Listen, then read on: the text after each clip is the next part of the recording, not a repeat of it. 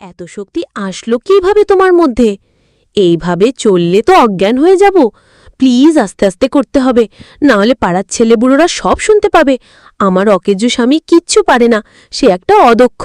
আজ থেকে তুমি আর মামির কাছে যাবে না, সময় পেলেই আমার কাছে আসবে। আমি তোমাকে মনের দরজা খুলে ভালোবাসা দেব, আর প্রাণ ভরে সারা রাত তোমাকে খেজুরের রস খাওয়া শেখাবো। শর্মিলা জন্মেছিল একেবারেই সাধারণ এক গ্রামে। গ্রামের নাম মিঠাপুকুর। কাঁচা রাস্তা, চারদিকে সবুজ ধানক্ষেত, আর ভোরে ভেসে আসা পাখির ডাক। বাবা ছিল কৃষক, মা ছিলেন ঘরের অতি সাধারণ নারী। ছোট্ট শর্মিলাকে নিয়ে তাদের সংসার ভরা সুখে শান্তিতে কেটেছিল। কিন্তু সুখের দিন বেশি দিন টিকল না। 1 বছরের ব্যবধানে বাবা মা দুজনেই চলে গেলেন মরণব্যাধিতে। শ্মশানঘাটে আগুন জ্বলছিল। ছোট্ট শর্মিলা লালচে চোখের শুধু তাকিয়েছিল। তখন তার বয়স মাত্র 6। চারদিকে আত্মীয় স্বজন থাকলেও সবাই মুখ ফিরিয়ে নিল, কারণ অনাথ মেয়ে মানেই বোঝা। একমাত্র যে মানুষ এগিয়ে এলো সে হলো তার মামা, কমল। কমল তখনও অবিবাহিত, বয়স 30-এর কাছাকাছি। নিজের ছোট্ট ঘরে অল্প জমি নিয়ে কষ্টে জীবন কাটাচ্ছিল, তবু সে সামলাকে বুকে টেনে নিল। চিন্তা করিস না মা, আমি আছি, তুই আমার চোখের মণি। এই কথাটা শুনে শর্মিলা তার বুকের ভেতর জমে থাকা কান্না ছেড়ে দিল। সেই দিন থেকে মামাই হয়ে উঠল তার অভিভাবক, তার ভরসা, তার একমাত্র পৃথিবী। কমলের সংসার ছিল খড়ের ঘরে, পাশে ছোট সবজি বাগান।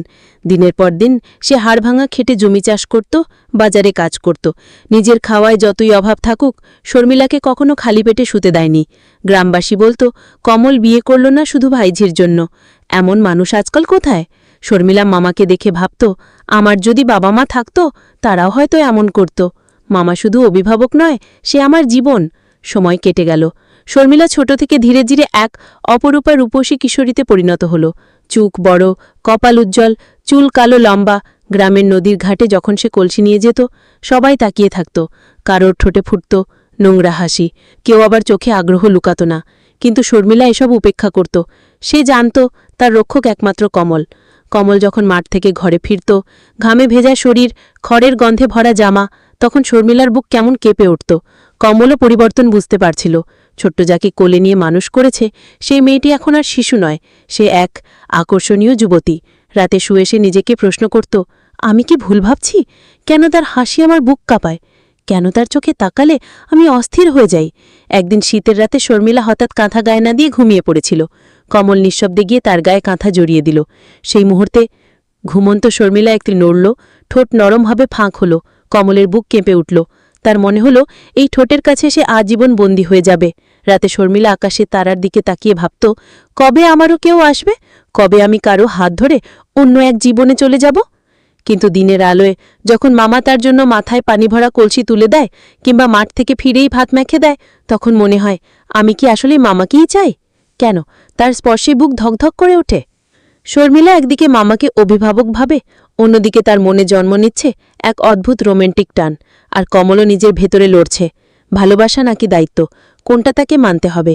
শর্মিলা তখন 20-র কাছাকাছি বয়সে। গ্রামে অনেকেই তার জন্য প্রস্তাব পাঠাত, কিন্তু দরিদ্র কমল তাদের কাউকেই রাজি করাতে পারত না। এক একজন চাইত মোটা টাকা, কেউ চাইত সোনার গয়না। শর্মিলা রাতে মামার সামনে চুপচাপ বসে থাকত। মামা, আমার বিয়ে হবে না? কমল দীর্ঘশ্বাস ফেলত। মা, যদি হাতে কিছু থাকত তবে তোকে আজই বিদায় করতাম ভালো ঘরে। এই কথাগুলো শুনে শর্মিলার বুকটা মোচড় দিয়ে উঠত। সে অনুভব করত তার মামাই যেন তাকে ছাড়তে চাইছে না। শর্মিলার রূপ এখন পূর্ণ যৌবনে দীপ্ত। মাঠে গেলে বাতাসে তার ওড়না উড়ত, আর গ্রামের ছেলেরা তাকিয়ে থাকত হাঁ করে। কমল এসব দেখত, আর বুকের ভেতর অদ্ভুত অস্থিরতা অনুভব করত। সে বুঝত সমাজের চোখে শর্মিলা তার ভাইঝি, কিন্তু হৃদয়ের ভেতর তাকে যেন আর ভাইঝি মনে হয় না। রাতে যখন দুজনে এক করে ঘরে আলাদা কক্ষে ঘুমত, তখন নীরবতা ভেদ করে কমলের কানে শর্মিলার নিঃশ্বাস বাজত। অদ্ভুত আকর্ষণ তাকে আচ্ছন্ন করত। একদিন শীতের রাতে শর্মিলা হঠাৎ কাঁথা গায়ে না দিয়ে ঘুমিয়ে পড়েছিল। কমল নিঃশব্দে গিয়ে তার গায়ে কাঁথা জড়িয়ে দিল। সেই মুহূর্তে ঘুমন্ত শর্মিলা একটু নড়ল, ঠোঁট নরমভাবে ফাঁক হল। কমলের বুক কেঁপে উঠল।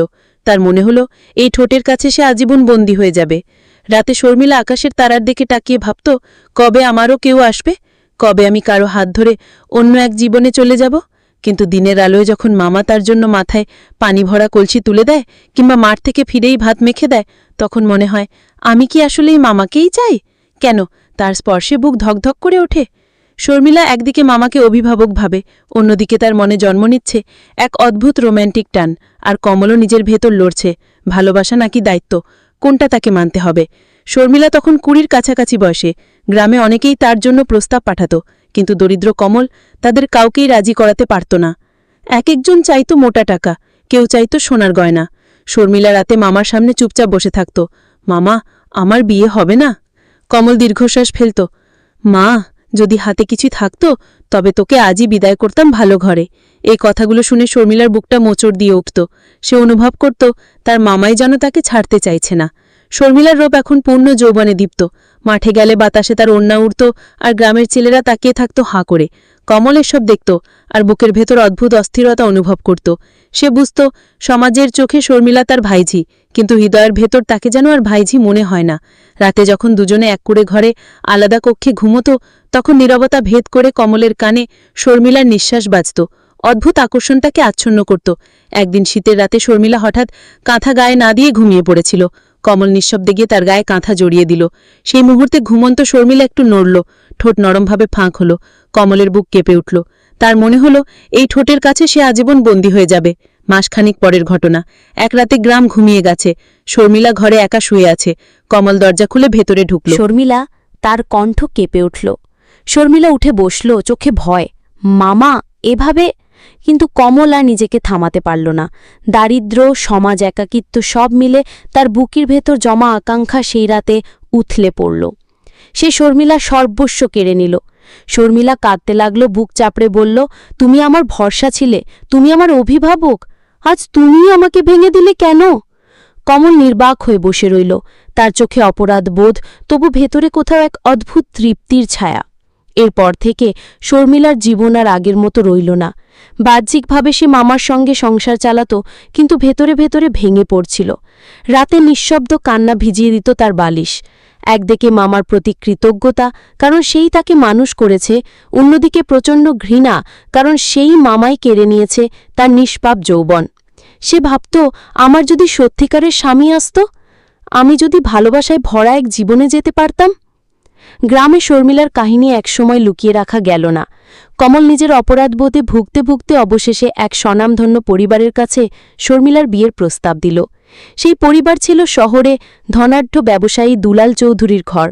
ছেলেটির নাম অভিজিৎ, রূপে গুণে ভদ্র, শিক্ষিত শহুরে ভদ্রলোক। বিয়ে হলো ধুমধাম করে। গ্রামের অনেকেই হিংসায় কাঁপল, অনাথ মেয়ে এমন ঘরে যাচ্ছে।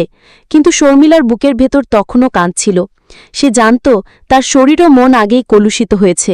অভিজিৎ প্রথম রাতেই শর্মিলার হাত ধরে বলল, তুমি আমার জীবনের শ্রেষ্ঠ উপহার, তোমার চোখে আমি আমার ভবিষ্যৎ দেখি।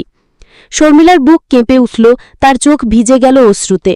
অভিজিৎ ভেবেছিল এটি খুশির কান্না, কিন্তু শর্মিলা জানত এর ভেতর লুকিয়ে আছে ভয়ের পাহাড়। ধীরে ধীরে অভিজিৎ তাকে ভালোবাসা দিয়ে কাছে টেনে নিল। শহরের আলোকিত ঘরে সাজানো বিছানায় যখন অভিজিৎ তার ঠোঁটে ঠোঁট রাখল, শর্মিলার মনে হল এই তো সেই স্বপ্নের মুহূর্ত যেটা আমি ছোট থেকে চেয়েছিলাম। তার শরীর জুড়ে আগুনের শিহরণ বয়ে গেল। প্রথমবারের মতো সে ভালোবাসাকে রোম্যান্টিক উত্তাপে অনুভব করল। কিন্তু যখনই অভিজিৎ ঘুমিয়ে পড়ত, শর্মিলা নীরবে চোখ মুছত। মনে পড়ত সেই ঝড়ের রাত, সেই মুহূর্ত যখন মামা কমল তার নিষ্পাপ জীবন কেড়ে নিয়েছিল। শহরের সাজানো ঘরে বসেও সে অনুভব করত, আমি কি সত্যিই পবিত্র? আমি কি স্বামীর সামনে সত্যটা বলতে পারব? প্রতিটি রোম্যান্টিক মুহূর্তের পর তার বুক ফেটে কান্না আসত। কখনো স্বামীর বুকে মাথা রেখে সে হঠাৎ হাউমাউ করে কেঁদে উঠত। অভিজিৎ বিস্মিত হয়ে জিজ্ঞেস করত, কি হয়েছে শর্মিলা? আমি কি তোমায় কষ্ট দিচ্ছি? কিন্তু শর্মিলা সত্যিটা বলার সাহস পেত না। একদিন অভিজিৎ তাকে জোর করে কাছে টেনে নিল। তার চোখের দিকে চেয়ে বলল, শর্মিলা, আমি তোমার চোখে এমন এক কান্না দেখি যা আমার কারণে নয়। তুমি কি আমাকে কিছু বলতে চাও? শর্মিলা শুধু মাথে নাড়ল। কাঁপতে কাঁপতে সব ঘটনা খুলে বলল।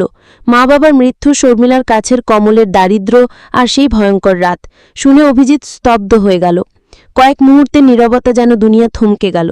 তারপর অভিজিৎ শর্মিলার মুখ দু হাতে ধরে বলল, শোনো, তুমি অপরাধী নও, তুমি শুধু শিকার। আমি তোমাকে ভালোবেসেছি, তোমার আত্মাকে, তোমার মানুষটাকে। অতীত মুছে যাবে, আমি থাকব তোমার পাশে। সেই রাতেই শর্মিলা অনুভব করল, ভালোবাসা মানে শুধু শরীর নয়, মনেরও আশ্রয়। অভিজিৎ তাকে বুকের কাছে জড়িয়ে নিল আর বলল, এখন থেকে তুমি শুধু আমার, আমি তোমার সব কান্না মুছে দেব। শর্মিলার চোখ মেয়ে অশ্রু গড়াল, কিন্তু এবার তা দুঃখের নয়, মুক্তির অশ্রু। শর্মিলার জীবন শুরু হয়েছিল কান্না দিয়ে, কিন্তু শেষ পর্যন্ত সে খুঁজে পেল এক ভালোবাসা যা অতীতের অন্ধকারকেও আলোকিত করল। যদিও অতীত তাকে সারা জীবন তাড়া করবে, তবু সাবির বুকে সে পেল নতুন আশ্রয়, নতুন স্বপ্ন, নতুন আলো। বন্ধুরা, আজকের ভিডিওটি এই পর্যন্তই। ভিডিওটি তোমাদের কেমন লাগলো কমেন্ট করে জানাতে অবশ্যই ভুলবেন না।